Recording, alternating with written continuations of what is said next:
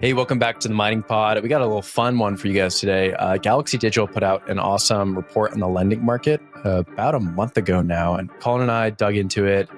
Yeah, so it's about a month ago. So, if your eyes are rolling, it's okay. But you probably didn't read this report, and Colin and I did the legwork for you. And we're going to talk through this lending report. I think it's really interesting, not only for like the Bitcoin ecosystem, but also for the Bitcoin mining ecosystem. We get into talks about ASIC-backed loans from back in the day to what people are doing nowadays, how DeFi markets are actually sort of becoming the bedrock for the lending market, and much more. So in the next half hour, just sit back and enjoy a little conversation on the lending market. Colin, we'll be right back after a word from our sponsors. Today's show is brought to you by Fractal Bitcoin, but we'll learn more about them later in the show.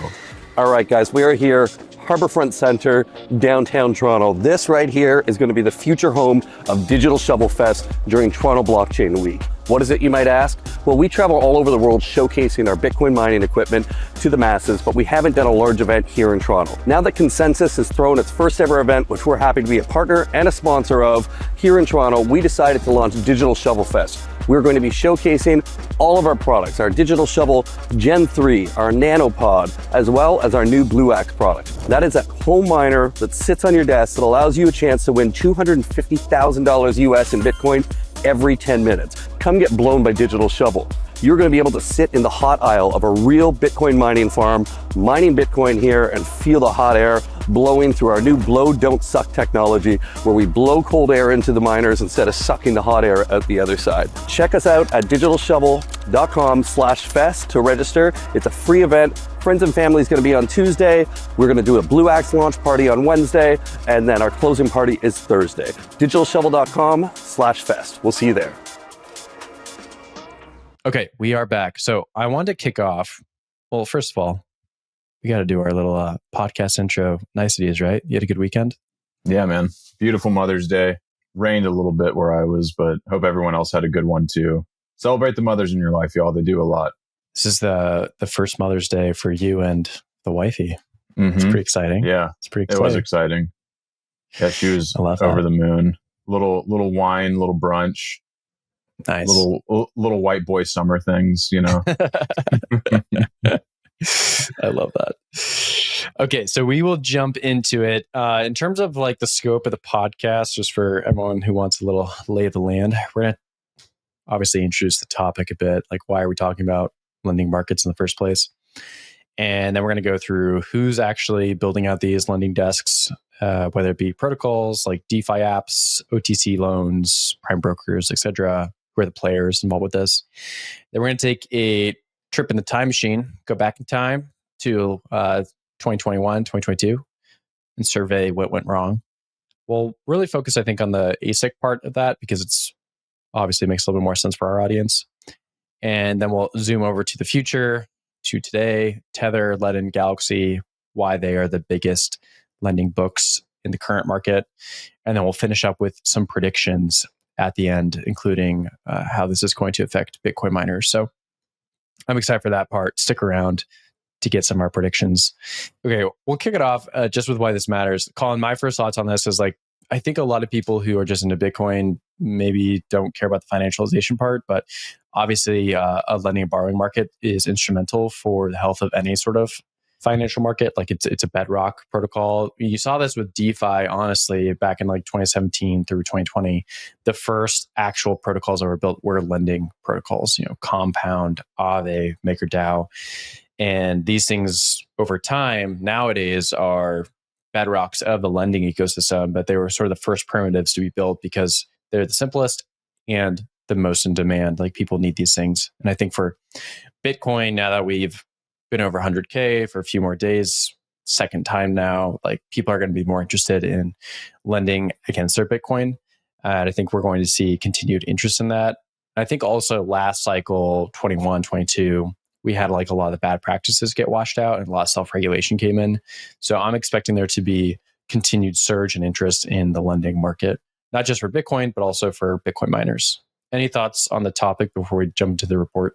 Not really. We'll get into it. I think one of the most interesting things to me, and we'll cover this when we get to these respective sections, is just what Galaxy calls CeFi, which is centralized finance. I kind of hate the term, but It's defined as centralized off-chain financial companies offering lending, borrowing services, and cryptocurrencies and crypto-related assets. So it's like a centralized issuer, or it's a centralized company that deals in crypto lending. And it's interesting to see that the CeFi market has not recovered since last cycle in the same way that the DeFi market has. And I think there might be some signal there, especially as we get into things like counterparty risk and the interest rates that we're seeing in the DeFi market, which will cover all these things. But those were just a few things that stood out to me when I went through the report. Love it. Okay. And as always, you can go check the report out by looking in the show notes. This is the state of crypto lending, bringing transparency to an opaque market. Okay. The author is Zach Pokorny, and he's a research associate over at Galaxy Digital. So it's about a 37-page report. This is a huge report for just one guy to tackle. So yeah. Shout out to Zach. Okay, so why do people want to take out loans in the first place? Obviously to get cash, or if you are sitting on a bunch of cash, you want to get some yield on it. Yield is not a dirty word. I think it's just a dirty word from last cycle. The three kind of pillars that this report looks at, there's a few more in here, but the ones that were the main takeaway for me are the DeFi loan market. Those are things like Maker, Compound, Aave, and then the OTC market. These are things like Galaxy, let in Tether, where you're going to go to them and you're going to say, like, here's my collateral. They're going to take a look at it, and then you're going to be able to pull some line of credit from it. And then the prime brokers. Prime brokers and OTC, like there's definitely a huge difference between these things. Like a lot of people could be an OTC, like you and I can make an OTC thing right now on Telegram chat. But like a prime broker, you have to have a lot more regulation around. And typically there's like a trading engine attached to it in some way. And I think like for our purposes, not too concerned about the prime broker side. Coinbase is one of the bigger prime brokers out there. So those are sort of like the main players right now that we're interested in. And then I want to just kind of talk about that DeFi loan market, which I think is really interesting. So that was one of the bigger things that kind of pulled out from this report, is that the DeFi lending market grew 959% from Q4 2022 to 19.1 billion by Q4 2024. And I think that stood out to me as just a point of reference for where we can go with this conversation, because a lot of people who are in Bitcoin do not care about DeFi that much. But the fact of the matter is, like, we have these new protocols that are more or less censorship resistant and more or less permissionless. You can deposit some sort of Bitcoin-esque asset, whether that be a wrapped Bitcoin or not, and you can use it in order to take a stablecoin loan out. You can swap those stablecoins for USD and put them in a bank account and go buy ASICs or go buy whatever. And on the flip side, if you have Bitcoin and you just want to earn yield on it, you can transfer into WBTC or something similar and then go earn Bitcoin. And for Bitcoin miners, obviously, I think that's really nice. A lot of them are selling to Bitcoin right now to cover energy contracts. But I think that this is like a nice thing to think about, is like you can go earn additional yield on top of your Bitcoin in what has proven to be a very safe and robust market. These DeFi markets have been open for coming up on 10 years now, some of them as long as 10 years, and pretty safe. Yes, there's been hacks, protocol hacks, which we'll get into in a little bit, but it's something to note. The other thing I wanted to touch base on before we jump in a little bit more is just talking about like how much this market has changed over the last few years, Colin.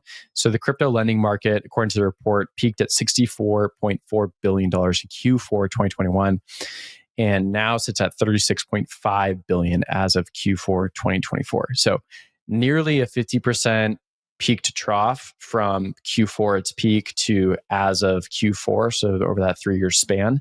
And then it, of course, went even lower during that initial pullback, which was just insane that it dropped that much. So there's a quote from the report, the actual lending market collapsed about 80% over the period from its top to bottom. This is a quote, page 9. The crypto lending market, excluding the market cap of crypto collateralized CDP stablecoins, reached a peak of 48.4 billion in open borrows on a combined basis at the conclusion of Q4 2021. The cumulative market reached its trough 4 quarters later in Q4 2022 at 9.6 billion, an 80% decline from the top. Since then, the total market has expanded to 30.2 billion, mostly driven by DeFi lending app expansions, representing a growth of 214%. Using end of Q4 2024 snapshots. So there's a few different numbers that we just referenced here. And I think a lot of that's just depending on like if we're including collateralized stablecoins, which is another type of lending market that I'm not super interested in for this report, and then kind of excluding some DeFi. But I think the big number to walk away with is like the market collapsed 80% because of what happened with Genesis and 3 Hours Capital and Terra Luna and all those other things. And that's just nuts to think about. I'll toss it to you, Colin. Did any like numbers stand out from that period for you?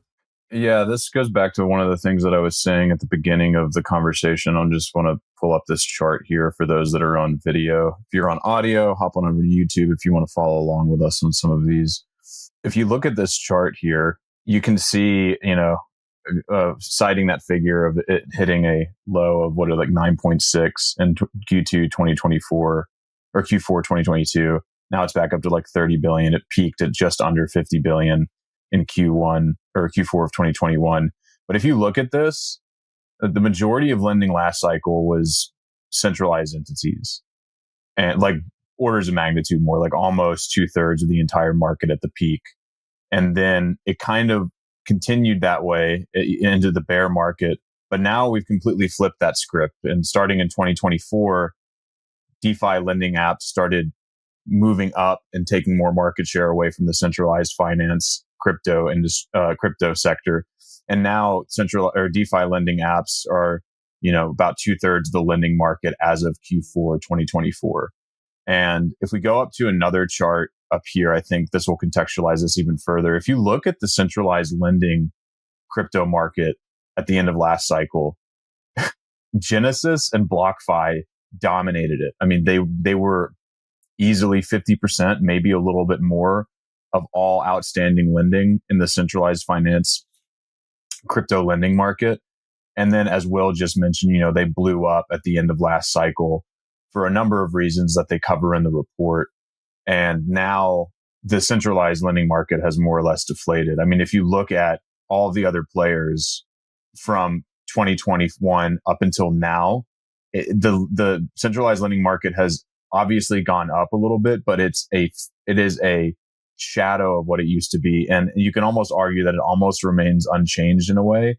And we've got Celsius in there as another large partner. So between Celsius, BlockFi, and Genesis, those are three major players that are just completely out of the equation for this cycle right now. And now Tether is the dominant player. They almost have, according to this chart, as of 2024 Q4, roughly $8 to $9 billion worth of loans outstanding. And they are by far and away the largest lender. I mean, looking at this chart, that's roughly 75% of the entire centralized lending market for crypto, according to Galaxy Digital. And I think that tells us a few things. And I think it also goes back into why DeFi has completely outpaced the centralized lending market currently. There just aren't as many players in it now. And the dominant players last cycle got over their skis, right? Galaxy spends a few sections here kind of talking about some of the issues. And I quote here from the report: the centralized lending market included BlockFi, Celsius, Genesis, and Voyager, which combined for 40% of the entire crypto lending market and 82% of the CeFi lending market at their peaks. 82% came from those four companies at the peak in Q1 2024 in the centralized lending market. That's crazy. The toppling of these lenders was ultimately due to the implosion of the crypto market at large, though these lenders' mismanagement of risk and their acceptance of toxic collateral from borrowers exacerbated their problems.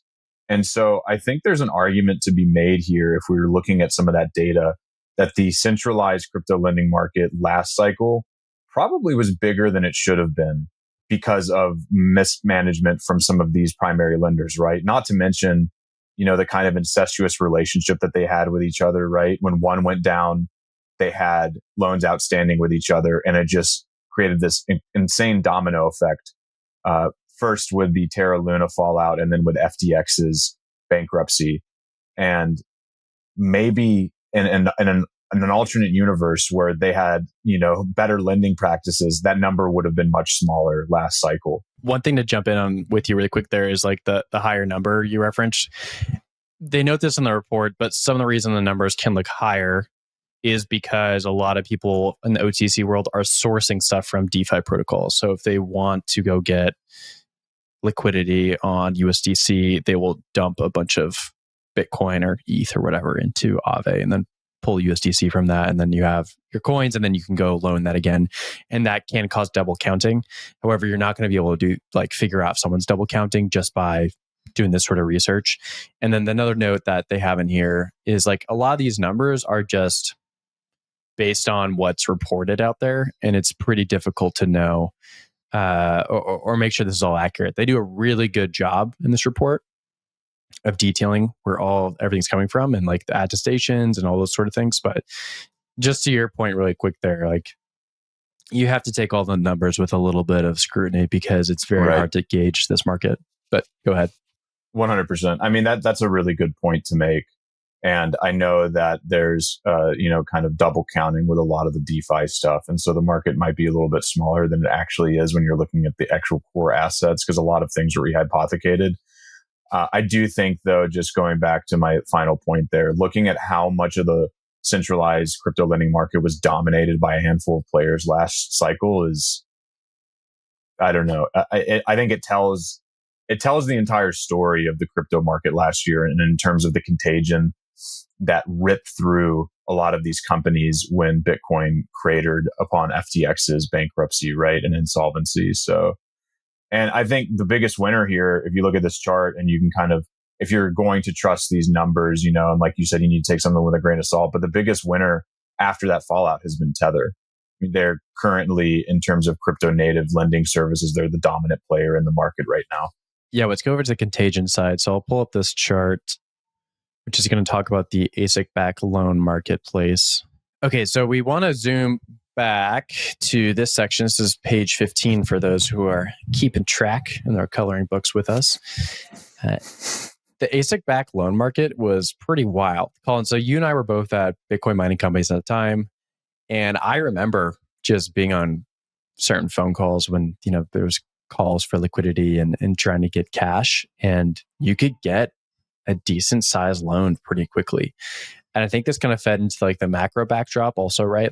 This is post-COVID, the government's mailing checks out, they've dropped interest rates really fast. And so the market for easy money, for credit, was just really, really open. And I think as this report details, there was just a lot of opportunities for people to step in and get access to cheap capital with not a lot of the traditional ways of looking at the collateral's value.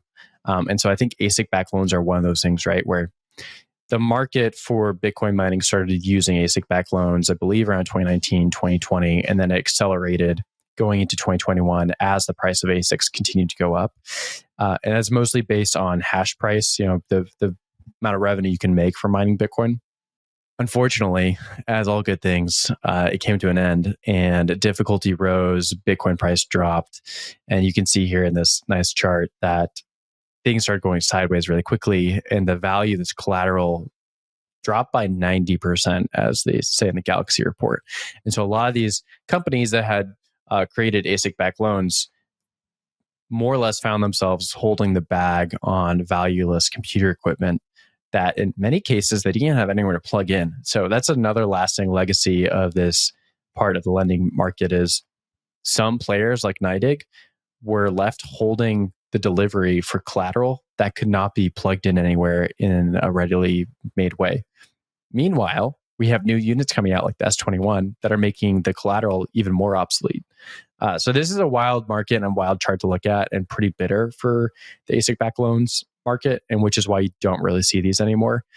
As we noted last week on the podcast, we had Kelly Greer talking about the GPU rental market and possibility of GPU-based loans. That's kind of come around again. I think people are skeptical about that.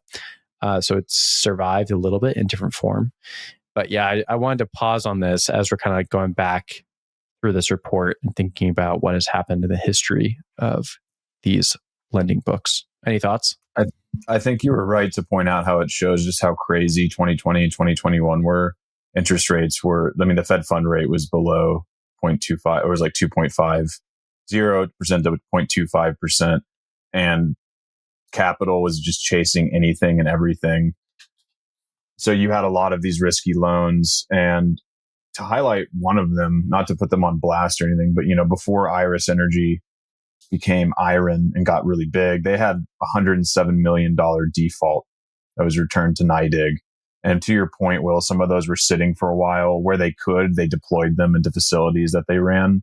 Galaxy, I think, had similar problems. They had some defaults, and some of these lenders end up just having to either sell them for a fraction of what they were worth, these ASICs, or they put them to work the best that they could. And I really think that this chart on, if you could zoom in on the Bitcoin prices by efficiency tier, I think this really kind of, this really tells the whole story, because you had some of these companies taking out these loans and collateralizing them with ASICs when the market was at its peak, when, an S19J Pro was costing anywhere from $8,000 to $12,000. And then, fast forward a couple of years, and then you'd be lucky if you got 2,000 for them, right? It's hard to say how large this market was back then. And it's also hard to say how large it is now. Galaxy doesn't even try to touch on any data points, right? I think largely out of intellectual honesty, because it's just, there's no way to gauge that. I mean, Galaxy knows its own loan book. That might have been part of the reason why they didn't touch on this as much, because it was also a sore spot for their business. But if we can look at some publicly available data really quickly, we wrote about Ant Alpha or on the website a few weeks ago, and they're IPOing. They're seeking a $300 million valuation on their IPO roadshow. But if we look at their loan book, Ant Alpha does ASIC-backed loans largely for Bitmain partners, or users of Antpool rather, and they also do Bitcoin-backed loans. Ant Alpha had 1.63 billion in outstanding loans at the end of 2024, of which 428.87 million applied to its ASIC financing business and 1.12 billion to its Bitcoin-backed loans business.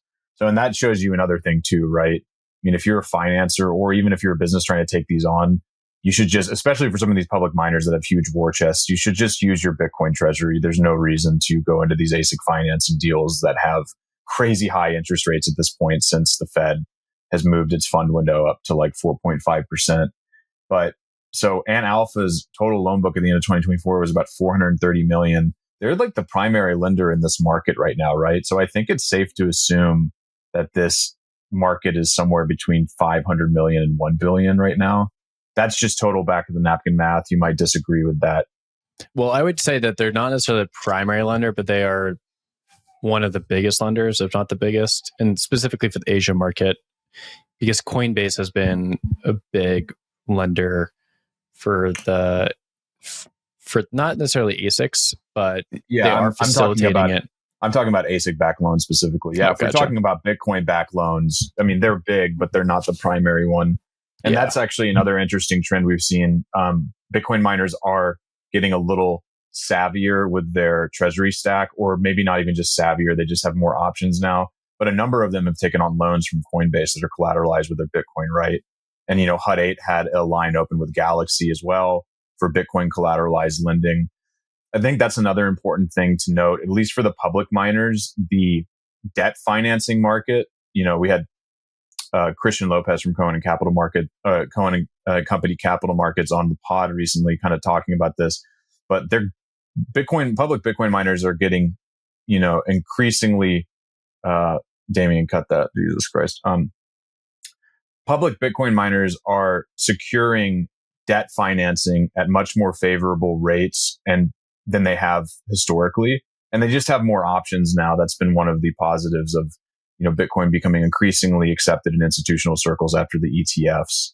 So, needless to say, I don't think you'll see ASIC-backed loans really make a comeback at all, especially when you consider that these loans don't really even work very well in the GPU market, as Kelly Greer pointed out last week on the news roundup.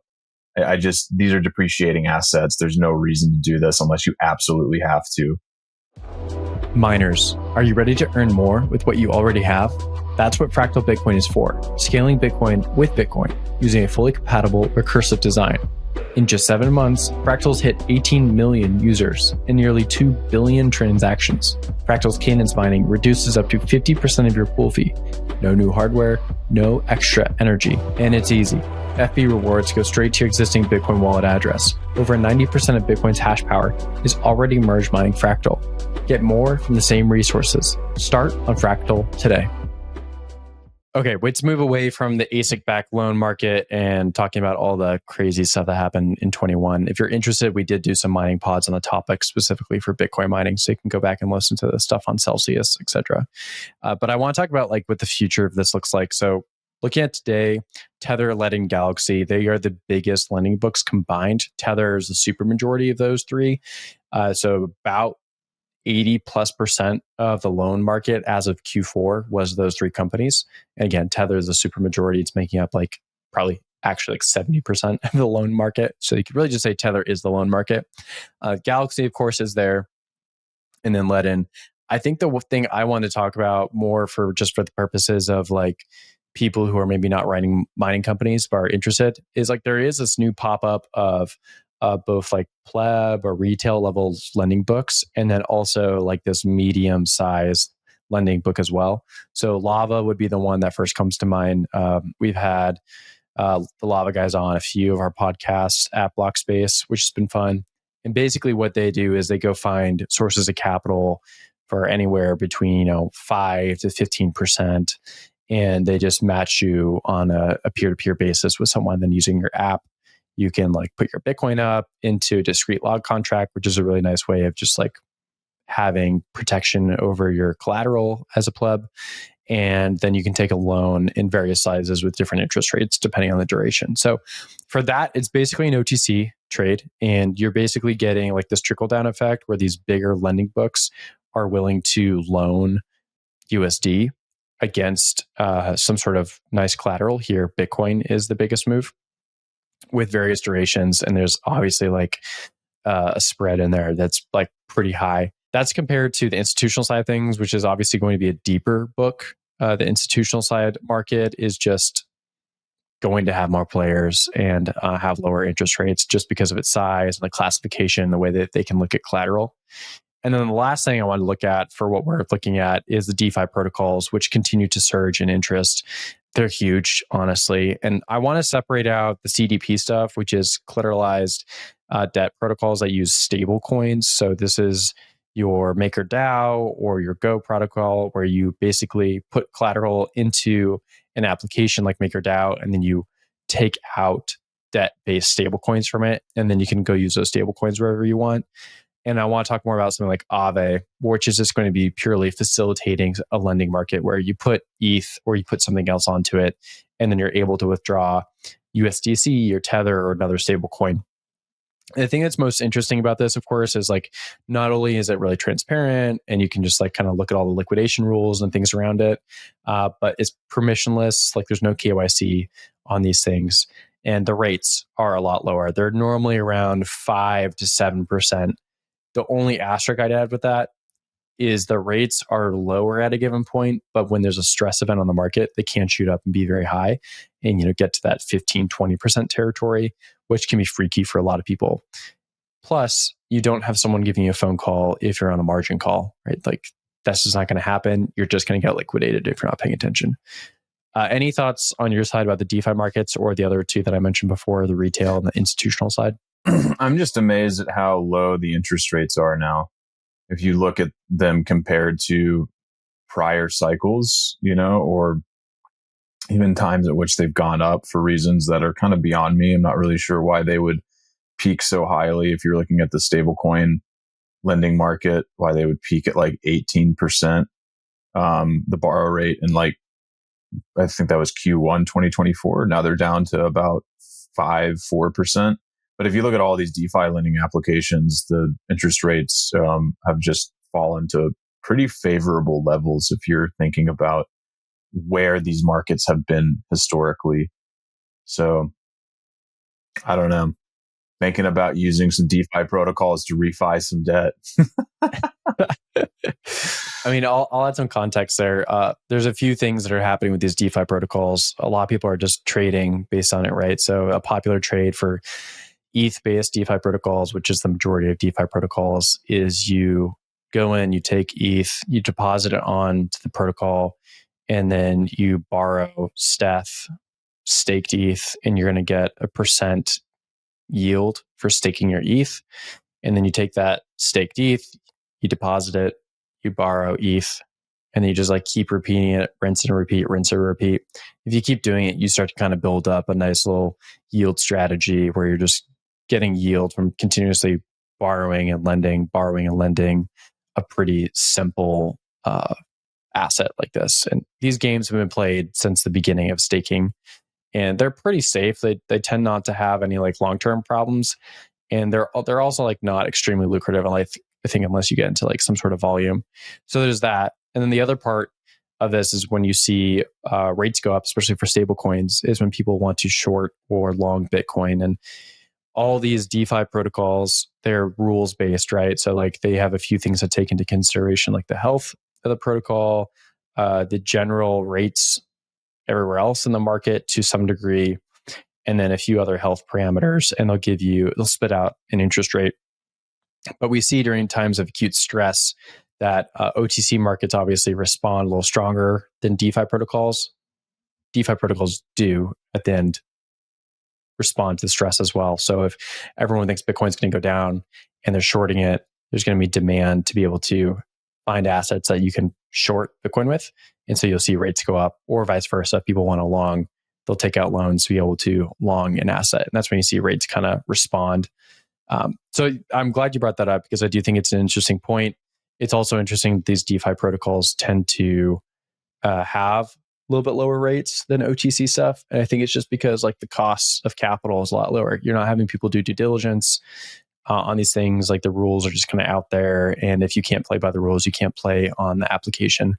And that's kind of how it all works. But I think it's just wild to see how much DeFi has grown since 2022. Again, we opened the show with that stat. It's grown 959% from Q4 2022 to Q4 2024. It's now a $20 billion lending market as of Q4. So it's a huge market for crypto at the moment. Let's finish up, unless you have any other thoughts on that, and just talk about some predictions.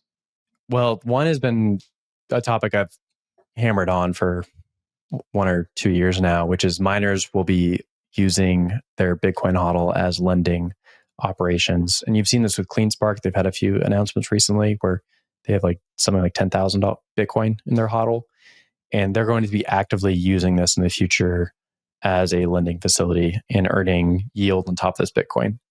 And I think a lot of people who have been in the mining game for a while understand that that's where this all goes, where you're using the Bitcoin you're accumulating at lower than market rate, sitting on it, using that to either take a loan to build your operations, like a Bitcoin backed loan with Coinbase, or you start loaning that Bitcoin out to other people as well in order to grow that HODL balance you have. It's a pretty effective strategy, and I think it's pretty cool. I think like you're kind of seeing like the formation of Bitcoin neobanks with Bitcoin miners long term. Now, of course, not every single Bitcoin miner is going to take the strategy, and only a few are really going to have the chops to do it. Some are going to go to the energy game, some will go out of business, some will just like focus on mining Bitcoin, some will become manufacturing companies. But I think there's going to be a handful that kind of become neobanks, so to speak, or at least like lending markets in the background.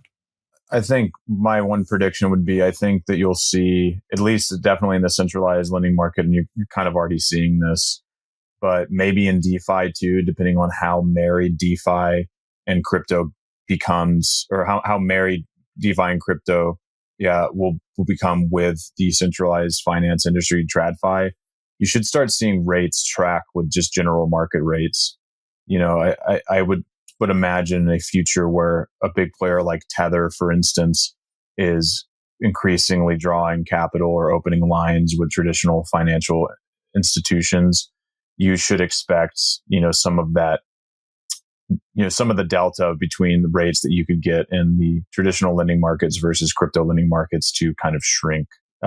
Maybe that's not that spicy to take. Maybe I'm too smooth brained and that's not going to happen. But I think one thing that that has been proven over the last, however many, 5 months of Trump's presidency, is that really crypto has entered the Overton window in both a cultural and policy frame. And because of that, there's so much more is acceptable than what has traditionally been, right? We've been working in this since we graduated college, right? And just the appetite for crypto, and also the kind of career risk. The appetite has grown, and the career risk for crypto is kind of out the window, I would say. So I would expect some of these lending markets to converge and end up kind of converge on traditional finance terms, and also, continue to kind of be integrated into that realm as well. Last prediction I have as we kind of close out the podcast, I think just more plebs are going to be interested in these lending products. And I think we've already seen that with Lava, which you mentioned. I think there's going to be a few more that pop up in the next year or so. With Bitcoin at 100K and the possibility or the probability that a large portion of Bitcoin Twitter or your plebs in North America are hodling one Bitcoin or a few Bitcoin, they're going to want access to using that cash without having to sell it. So I am predicting a huge rise in interest in these applications. I'm interested to see what happens with the institutional side of the book. That's obviously what got the market in trouble last time with Genesis, BlockFi, etc. And does that market mature again, or is it just basically like Tether with Cantor Fitzgerald and Galaxy and Ledin kind of dominating it? Like, how big does it get again? The thing that's kind of missing for the institutional side to get really, really big right now is there's not like a lot of interesting, lucrative altcoin plays, right? So like last time there was Terra Luna, and just like you kept putting money into that cycle and you'd get a lot out. And that's why the collapse is huge. There's $19 billion like kind of lost. I think it's just something that market's going to need in order to grow again. And for the pleb side of it, like the capital is there. A lot of these plebs are holding a few Bitcoin, and the apps are getting pretty sophisticated. They're going to want access to these things. It just depends on what the interest rate is, and people are interested in that. So that's my last prediction. Well, thanks for listening to the show. I think we'll wrap there. We'll be back later in the week with a news roundup live from Consensus in Toronto. Colin and I will be doing that one together. So that'll be fun. I don't think we've done a news roundup in person in a few months, but we'll see you guys at the end of the week.